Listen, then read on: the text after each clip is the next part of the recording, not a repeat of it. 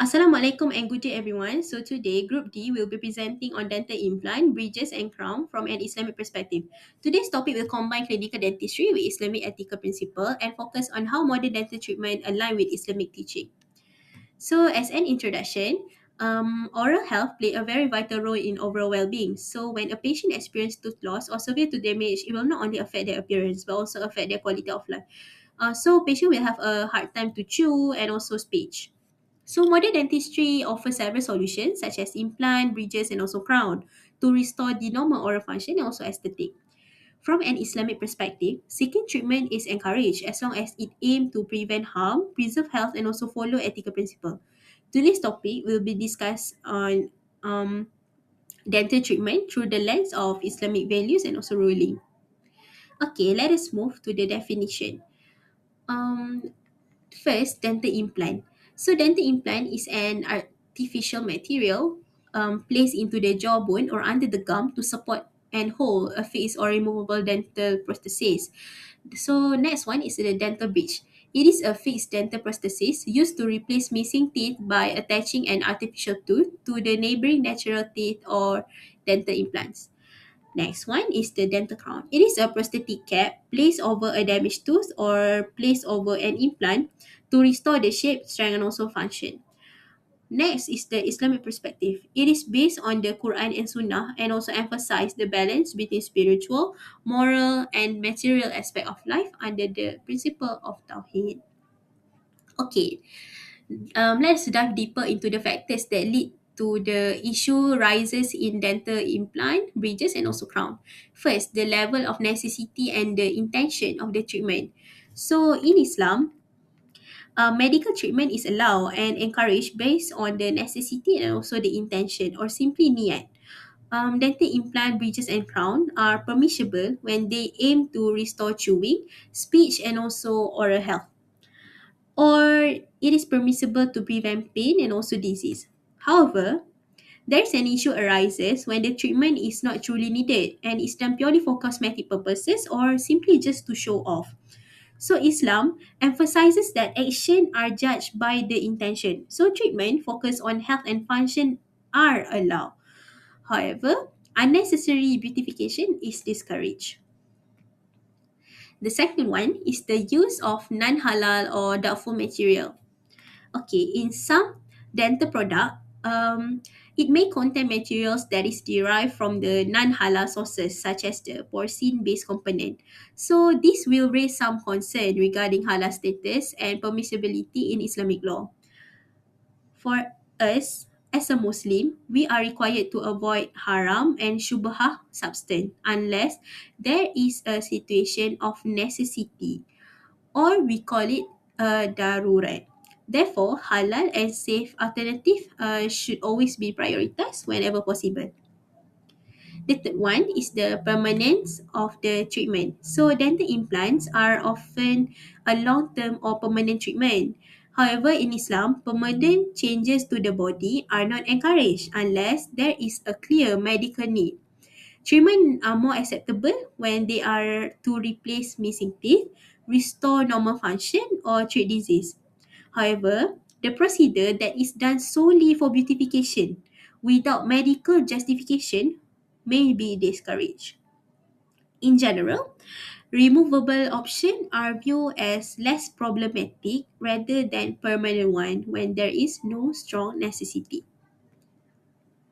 Okay, next one is the balance between benefit and also harm. In Islam, it is strongly emphasizes for us to avoid harm. Dental treatment are allowed when they bring more benefit than harm, such as improving oral health, reducing pain, and also enhancing quality of life. However, treatment that involve unnecessary pain, excessive risk, or complication should be avoided. So, dentists have a responsibility to choose the safest and the most suitable treatment for each patient. So, we as a dentist must remember all these factors and create a treatment plan that bring more benefit than harm to the patient. So, our treatment plan should be catered so that it will bring more benefit to the patient. Okay, so views from Islamic perspective. Dental crown, bridges, and implant are treatment that is used to restore damage or missing teeth. They are permissible in Islam when done for medical purposes, such as to restore the chewing, to restore speech, or correcting any defect, as supported by the hadith. Seek treatment, Allah has sent a cure for every disease by Abu Dawud 3357.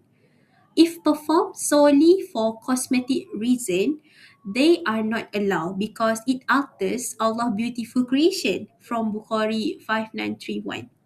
So halal material like titanium, porcelain, zirconia or gold can be used, while non-halal material are only allowed if there is no alternative exists or when there is in a darurah situation. So this ruling depend on the intention and the necessity of the item. Next is the view from the Islamic scholar. So Islamic scholars generally agree and believe that dental implant, bridges and crown are halal because they are a form of medical treatment. So this treatment restore the loss of the function, improve chewing and also speech, and also they prevent any harm.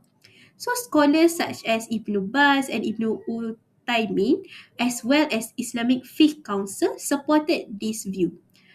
They base their ruling on evidence that artificial replacement for medical necessity are allowed in Islam.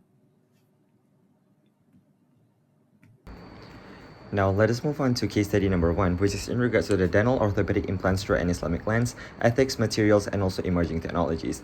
First of all, let's take a look on the clinical background, which targets patients suffering from edentalism, which is tooth loss or bone fractures, and also individuals whose quality of life and mobility are significantly impaired by musculoskeletal disorder. So the clinical diagnosis for this case study is going to be loss of dental function, bone resorption of the jaw, and also structural instability in the oral cavity. So the treatment chosen is going to be endoceous dental implants using materials such as titanium alloys and also zirconia to replace missing biological structures permanently. So why is dental implants is chosen as a treatment? Because it provides permanent stability and prevents further bone loss. It is also non-toxic and non-corrosive materials that do not harm the body over long periods. From an Islamic perspective, first of all, through the principle of darura, implants are actually permissible because they fall under the preservation of health, and even materials that might normally be scrutinized become permissible to prevent significant harm towards the patient. And in terms of the material halalness, metallic implants that are made of titanium and also ceramics that are made of zirconia are inorganic and inherently halal, while graft materials, which are bone fillers, may be derived from pig sources, which must be avoided unless darura is proven. And in terms of the objectives of Islamic law, the treatment actually aligns with Hifaz al-Nafas, which is the protection of life, and it restores the ability to eat and speak, is considered essential for maintaining health of a human being. Implants is actually viewed as a restoration of creation rather than a forbidden alteration due to its becoming a functional part of the skeleton. Now, let's move on to case study number 2, which is the conservative bridge preparation by using natural tooth as a pontic with ribbon fiber. So the clinical background is a patient that is of 19-year-old female with traumatic tooth loss, and the upper central incisor of the patient has poor prognosis and may require extraction. So the treatment chosen for this is going to be a dental bridge, in which the natural extracted tooth are used as a pontic and reinforced with ribbon fiber and composite resin, and there's going to be minimal preparation of the adjacent teeth. So why is dental bridge chosen as a treatment? It is because it is an immediate replacement of missing tooth, and also it requires a single visit, chairside procedure, and preserves surrounding healthy teeth. Through an Islamic perspective for this case study, Islam actually emphasizes the preservation of health and function, and by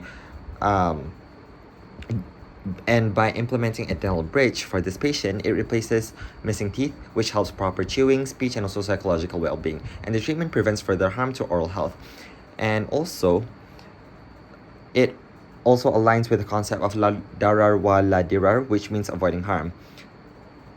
In this case, there is going to be minimal tooth preparation, which means less harm, and it avoids aggressive drilling of adjacent teeth, and conservative approach aligns with the Islamic principle of no unnecessary harm. And the use of the natural tooth as pontic, the Islamic view on this is that the patient's own extracted tooth is reused, and there's going to be no foreign or prohibited material involved. So it is permissible as it restores function and not for deception or vanity. The treatment is also done with clear medical indication and not purely cosmetic, but functional and also psychological need. It is also an affordable option, which supports accessibility and also fairness. Moving on to the final case study, which is case study number 3, which is in regards to the crown lengthening for aesthetic purposes from the Islamic perspective. So the patient is a 35-year-old Muslim female, which has the chief complaint of unsatisfactory smile appearance and also difficulty in achieving proper restoration due to short clinical crowns. So the clinical problem for this patient is that she has excessive gingival coverage and also insufficient tooth structure exposed to properly place a fixed dental crown. So this condition actually affects in terms of her aesthetics, function, and also psychological well-being. So the short clinical crown height actually caused by altered passive eruption is a diagnosis of this case study, and the poor crown to root ratio for long-term prosthetic stability. Both of these are at risk of crown dislodgement, gingival inflammation, and also poor oral hygiene if untreated. So the proposed dental treatment for this patient is going to be crown lengthening surgery, in which the procedure requires surgical removal of excess gingival tissue and also sometimes minor alveolar bone recontouring. And the purpose is to expose more natural tooth structure to allow proper placement of a fixed crown. And this procedure was a pre-prosthetic treatment, but not the final restoration itself. And after healing, a fixed dental crown was planned to restore the tooth. So why is this procedure necessary? It is to ensure proper retention and resistance of the crown, and also it improves oral hygiene access and prevents biological width violation, and hence the treatment was therapeutic and preventive and not purely cosmetic. So the Islamic perspective on this case, the question comes, is crown lengthening permissible in Islam when it improves aesthetics? So the principal one, which is through al-umur bi maqasidiha, which are acts are judged by intentions. The primary intention of the treatment was to enable proper crown placement, and the aesthetic improvement was secondary and not the main goal. So in terms of the Islamic ruling, it is permissible because the intention was treatment and not vanity. And the Islamic verdict for this case is that crown lengthening is permissible when the intention is therapeutic and it is not done solely for beautification, as aesthetic benefit is allowed as a byproduct and not the main objective. Now for the reflections for each case study, starting with case study number 1, which is regarding dental implants. The first case study actually emphasizes dental implants as a solution for patients suffering from tooth loss and jaw bone resorption. And from a clinical perspective, implants actually restore essential functions such as chewing and speech while preventing further bone loss. Reflecting on the Islamic perspective, this actually clear aligns with the principle of darura and hifaz al-nafas.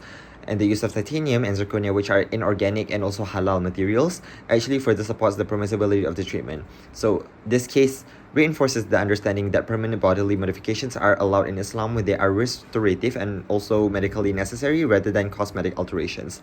Now moving on to reflection on case study number 2, which is conservative dental bridge. This case study presents a conservative dental bridge using the patient's own natural tooth as a pontic, and clinically, this approach minimizes harm by preserving adjacent teeth and providing an immediate cost-effective solution. And from an Islamic standpoint, the reflection highlights strong adherence to the principle of la darar wa la dirar, which means no harm and no reciprocating harm. And the reuse of the patient's own tooth avoids doubtful or non-halal materials, which strengthens its ethical acceptability. And this case illustrates how conservative treatment options not only benefit oral health but also align closely with Islamic values of harm reduction, fairness, and also accessibility. And finally, reflection on case study number 3, which is in regards to the crown lengthening. It addresses that the procedure itself performed before crown placement to be performed before crown placement. And although the procedure improves aesthetic, the reflection actually shows that its primary intention was therapeutic, and it ensures proper crown retention, which prevents periodontal complications.